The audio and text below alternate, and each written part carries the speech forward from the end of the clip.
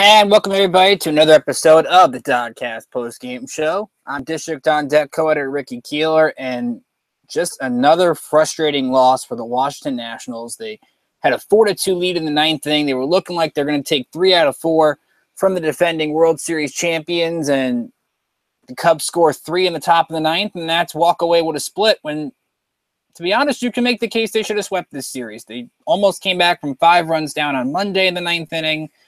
And then today, you basically lead for most of the late innings. You get the lead in the 7th on the Rendon home run. And honestly, I think the Nats lost this game during the series. And I blame Dusty Baker. Dusty Baker did get ejected today, so I can't blame him solely for today.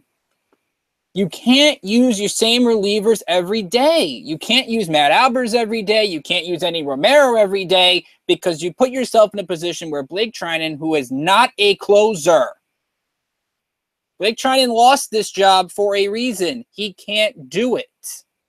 He's a great setup guy. We're seeing that. And you might have ruined the confidence that he just had. So I see all these people on Twitter talk about, oh, got to get rid of Treinen. Why?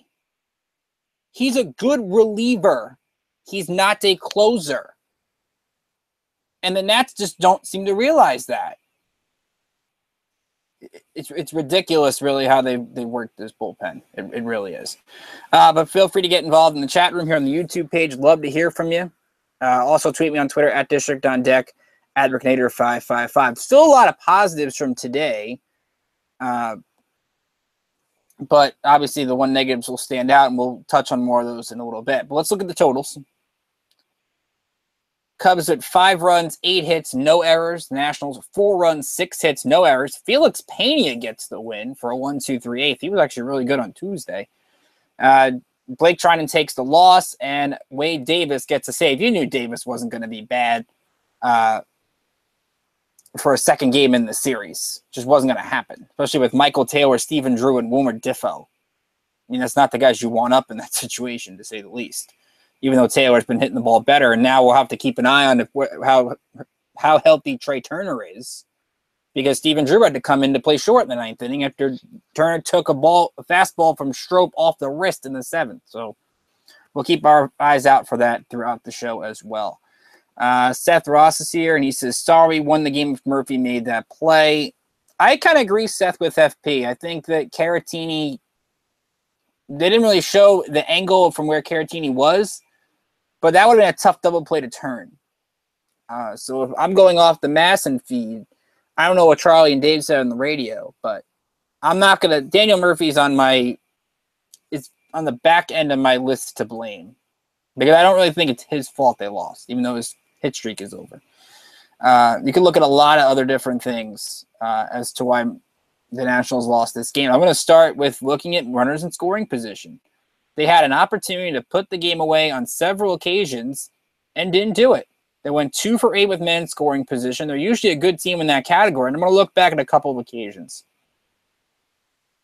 I'm not usually the negative person here, but I'm going to be today, so bear with me.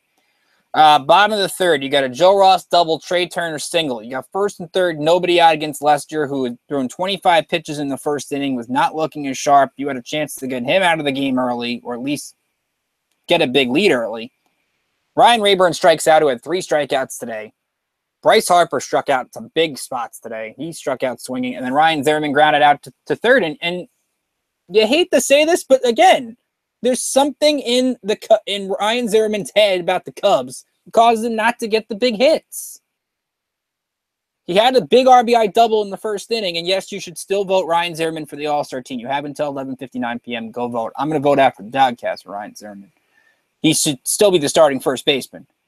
But still, he had a couple of chances to really get that demon off of get that monkey off his back, and didn't do it. You look at the 7th inning. You got a 4-2 game. You got bases loaded, 1 out after Goodwin's pinch hit single. Harper has a bad at-bat against Strop. And then you had Zimmerman base loaded, grounds out to 3rd. And Seth, I understand that, but I'm looking at the replay. I can't sit here without looking at the play and tell me that's a double play. If FP is telling me Caratini is flying down the bases and you're not going to get him anyway, I can't sit here, Seth, and tell you that that's going to be an easy double play. Is it different if Trey Turner's at short? Maybe. I don't know. So it's tough for me. I got Trinan on the list. I got Zimmerman on the list. But I don't really have Daniel Murphy anywhere. It's tough for me to blame him for the loss. You can agree or disagree on that probably. But you're looking at the Nationals' inability to get the big hit. And I think that was a huge factor in this game. They got the huge home run from Rendon against Carl Edwards, who had been really good on Monday. Rendon's been swinging a hot bat lately, definitely. And you ruined a great game by Joe Ross, because you look at this series going in and you look at John Lester against Joe Ross and you expect a loss. Not like this game, but you expect a loss. And Joe Ross was great today. I thought his slider was good, mixed in a couple changeups, 6 2/3, 2 runs, 5 hits, 7 strikeouts, 3 walks, one of them intentional, 92 pitches, 62 strikes. I don't think you can ask for much more. He made one mistake to Candelario, who had his first career home run. But other than that, and yes, the Cubs have a depleted lineup. No Chris Bryant today. Hayward's out. Zobrist is out. Schwarber's in AAA. Not many guys out there. But that's still a really good performance. And it's ironic because we talk about you can't predict baseball. That the day Joe Ross pitches well, the Nats don't score. But when Joe Ross barely goes 5 innings, Nats score like 15 runs. Again, you can't blame the offense for that. Just one of those days. Looking at else around the team, Trey Turner, another couple stolen bases today. He gets to 35. Was caught stealing by Contreras, who caught 2 guys today. And that's why you don't really run on Wilson Contreras. You look at that Trey Turner delayed steal in the first inning. That cost you a run. And you get it. Yes, Turner's aggressive. He controls the base paths, and that's what you want him to do. But that's not where I want him to run on Wilson Contreras. There's Miguel Montero and there's Contreras. He's got one of the best arms behind the plate in the league. And there was just a time and place for it. I don't really think that was the place. And even Taylor, that was just a good throw. I mean, the timing was perfect on it. Take a look at the rest of the bullpen. Matt Grace comes in, gets the last out of the 7th inning. Oliver Perez. By the way, can the Nats use Oliver Perez more, please? He gets Ian Happ and Anthony Rizzo to end the 8th. Teams coming in today had a .59 batting average against Perez this month. And I get it. He doesn't face a lot of hitters, but he's feeling confidence. Those are the guys you want to use. You need to give them more work. Where's Jacob Turner? Where's the other guys that are in this bullpen? You can't. I'm going to keep echoing this point the whole show because I want Dusty to hear it. And I don't know if anybody's telling him it. And Ron and I talk about it, and Drew and I talk about it. You can't be using relievers when they're not.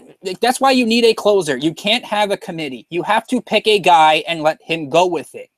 Like, why is Matt Albers pitching Monday night in a 5-0 game? Why was Eddie Romero pitching Tuesday night in a 5-run lead? Those are guys you use in crunch time. You want to throw guys in 5-run games? There's Turner, there's Blanton, there's many guys you can throw in that situation. Many guys you could throw in there. And even Trinan just threw Monday and Tuesday. It's just very frustrating. Blanton even got 1 out in the 8th inning, 1 pitch against Wilson Contreras, got him to pop out, and then Trinan comes in. He strikes out Russell, so you thought it was looking great. But then he hits Candelario on 99, so you hope Candelario's okay. And that was really bad spot in the ankle there. Then you look at the rest of the inning, which was a really, really bad inning. We talked about the double play already. I won't go crazy with that, or the attempted double play. Baez comes up with a base hit, keeps the inning going. Then LaStella picks up a base hit, and then John Jay with the big 2-run double really set this game open. And Blake Trinan, I want to get the numbers on Trinan, at least for the month, because I feel like he's been better. Like when you watch him pitch, and Ron talks about it a lot because he's usually on here when Trinan pitches, there's a different confidence level with him. He did throw 10 of 18 for strikes, but he just looks better when he's in the 7th inning and in the 8th inning. There's just some guys that, yes, the inning gets to them, and that's the case with Blake Trinan, who does have 9 strikeouts in 12 innings this month. He only gave up 4 runs, 3 of them, 4 runs coming into today. He's not been terrible. I mean, you can make the case definitely that last couple of months he's been a better pitcher. Teams hit 256 against him this month compared to 333 in May. So there's a reason guys have roles. We're almost at July 1st, and this team doesn't know who's coming in what inning. There are many teams in baseball that know this is my guy in the 7th. This is my guy in the 8th. This is my closer. The Nats don't have either inning covered. How are you supposed to win a championship when you don't have either role covered? And now you're going out there making all these minor league signings with K-Rod and Kevin Jepson today because, look, you're going to have to pay a lot for a reliever. That's just the way it is. Because teams watch this and see the desperation you have when you blow games this way. Because this should have been a series win. I know my friend Slick Polo 137 talked about it. He said he could have blamed him, could have won game 1, could have put this one out of reach. Zimmerman more, I would say the game 1 lack of hit was crucial, but I talked about it earlier. It's just been a rough series for him. He's still an all-star, still one of the candidates for MVP, but a rough series for him. And you saw the comments, at least Mike Rizzo talking about Tom Boswell tweeted from the Post. Mike Rizzo put the comments from Tom Ricketts on the bulletin board about how the Nats are going to crumble in October. And Dusty talking about it as well. But these are the kind of games you got to win. Show them you're not going to crumble. Show them you're going to win these games. Because otherwise, everybody's going to go into the 9th inning thinking they can beat you. And half the time, they're right. Let's look around the league here at some of the scores. Phillies are off today. So they will take on the Mets tomorrow at Citi Field. Mets are in action against Miami. They have a 2-0 lead. That game in the bottom of the 1st inning. I think the 2 runs in that game so far, as they pull it up here, from Curtis Granderson, I believe, with the big home run there. Oh, nope. Jay Bruce with a base hit and TJ Rivera with an RBI double. So those are your 2 runs. So the Mets lead 2-0 in that one. Bottom of the 1st, Seth Lugo is pitching for the Metropolitans. And the Braves are out on the West Coast. They're taking on San Diego. That game will start at 9:10. Atlanta will be in Oakland tomorrow. Jaime Garcia against Dimolson Lamet. And Bartolo Colon DFA by the Braves today. Wouldn't surprise anybody if the Mets picked them up again now, would it? All right, so let's look around the minor leagues. What's going on? No finals. All these games are pretty much in progress right now, but we'll get you updated on what's going on. Syracuse is down 2-0 to Scranton Wilkes-Barre. That game in the top of the 3rd. Greg Ross on the mound for the Chiefs. Hits by Adrian Sanchez. And Matt Skoll is back. Was just on a rehab assignment in Auburn. So good to see Skoll in the lineup at first base. Harrisburg and Reading are 1-1 in the top of the 3rd. How about Yadiel Hernandez? A solo shot in the 2nd inning. Kyle McGowan pitching for the Senators. But Hernandez has been one of those guys. They signed him out of Cuba last year, 29 years old. He's been swinging a good bat lately, 2 home runs in his last 4 games, and it's had a good series against Reading. So Hernandez is one of those guys you might want to watch on base, about 343 coming into the day and 25 RBIs.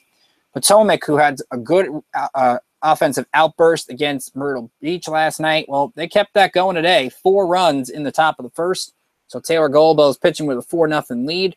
David Masters a pair of RBIs. Brian Mejia's got an RBI, and Dan Gamache, who's at 3rd base, has an RBI. Victor Robles scored a run in that 1st inning. So we'll see what happens with Potomac, but they're off to a good start tonight. Hagerstown going for their 7th win in a row, and Jake Knoll hit a solo shot in the 2nd, his 8th of the season. Suns actually now up 2-1 in this ball game. Top 2nd. Daniel Johnson, 6 straight days of multi-hit games, so he'll try to go for 7 tonight. And James Bork on the mound for the Suns gave up an unearned run in the 1st inning. Auburn taking on State College, and State College out to a 2-0 lead in the top of the 2nd. Jonathan Herman is on the mound for the Double Days. Lone hits in this one by Paul Penaccioni and Omar Mereglito. Got that one right. No really news on any big draft picks there yet. So we'll keep you updated, obviously, and if something happens there. In the GCL Nats, they go to 3-0. They beat the Cardinals 3-1. Couple hits for Jackson Kramer today, the 1st baseman. A couple draft picks took them out, including Kirk Cousins' cousin, Jake Cousins. He had a run in 2/3 of an inning. Jared Brasher got the save. Alex Troop and Kyle Johnston, who were both picked in the top 10 rounds this year, they pitched the first 4 innings and did not give up a hit today. So some good stuff. And you saw Jesus Luzardo struck out 7 in 4 innings yesterday. So you look at I mentioned I'm going to have more on it tomorrow, the Kevin Jepsen signing. It's not a bad signing. I mean, they gave him until July 26th, which ironically is his birthday, as an opt-out. So you give Jepsen a month. He hasn't pitched at all this year. Your expectations are kind of low with Jepsen. I think your expectations got to be high on K-Rod, though, because his opt-out is July 12th. Syracuse's first half ends July 9th, and K-Rod is yet to appear in a game. We'll see if he gets in tonight. But his days are sort of running low here on getting enough appearances to impress. And we talked about it on Monday, all three of us. I'm not too high on K-Rod. I'm not. For those on Twitter who are calling from the answer, I'm going to strongly disagree. I don't think he has anything left. I think his fastball is not what it once was. Gives up a lot of home runs. He's basically like Sean Kelly or Joe Blanton. And he doesn't strike out that many hitters anymore. I mean, 23 strikeouts, about 25 innings is not good enough. It's not good enough. This bullpen could use Sammy Solis back. Wonder where he is. He's been rehabbing for over a week, and they keep saying he's really close, but he's not here. So that's another issue I think you have to wonder. We'll take a look here real quick just to see if any news. We got to talk about the Trey Turner, by the way, X-ray on his hand. He went for X-rays on his wrist. No word yet, so that's not good. So we'll keep an eye out for that. We'll talk about that 6th inning ejection real quick. Ryan Rayburn took a swing. It was clear that he tipped it, and it bounced in the dirt. Home plate umpire doesn't bother to ask the first base umpire, which is a problem in baseball. Why don't you ask for help? It's not a bad thing to ask for help. Or at least ask the first base umpire once in a while. So Dusty gets upset. Then that's just ironically, it's the first time Dusty's been thrown out in his Nats managerial career. That's kind of surprised. I would have thought he would have been thrown out once already. So at least you got that spark for him. But not much else doing. And really, I blame Baker for the first 3 days causing today's loss. Sometimes that can happen where you gotta lose the battle to win the war. And the Nats have a big enough lead in the division at 47-32 where they can do that. Anthony Rendon, though, he's been huge. 2-run shot in the 7th, hitting 298 now on the season. 50 RBIs. He had a slow start to the season. He's still putting up good numbers. The problem is he's not going to make the All-Star team. Because you got Chris Bryant, you got Nolan Arenado, you've got Jake Lamb. There are so many good third basemen in the National League. And remember, every team's got to have an all-star. So when you talk about Gio Gonzalez and Anthony Rendon and all these guys, not everybody's going to make the all-star team. Just the way it is. Now, you can get guys that come in on replacements. Maybe Rendon is one of those guys. But I don't think he's going to make it Sunday night. Let's look at tomorrow's pitching matchup. Again, I'll be with you for that last day of June. And the Nats are in St. Louis. To begin a 3-game series with the Cardinals and catch on Mass and 2 or MLB Network. Well, I'll be catching it. But maybe I'll get the Nats feed. Who knows? Tanner Roark gets started for the Nats, 6-5 with a 5.15 ERA against Mike Leake, who's 5-6 with a 3.12. Leake did not win his last start. He hasn't won in over a month. But remember, he pitched against the Nationals in April against Max Scherzer and was dominant. So you now have a bad loss today, and you're facing a pitcher that was really good against you 2 months ago. It's not a good recipe for success. And Tanner Roark still can't figure out what's wrong. Did get better against the Reds as the start went on, but a really bad first inning. They need Tanner Roark to right the ship. Otherwise, you could start talking about starting pitching. So that's a red flag there, and you look at Tanner Roark, and we'll see what happens tomorrow. Got a lot of stuff to tell you about, so let me get right to it. We got a couple good articles on the site, both by Ron Juckett today. He talks about Cota pitching with that rotator cuff, which he's mad about, and I am as well.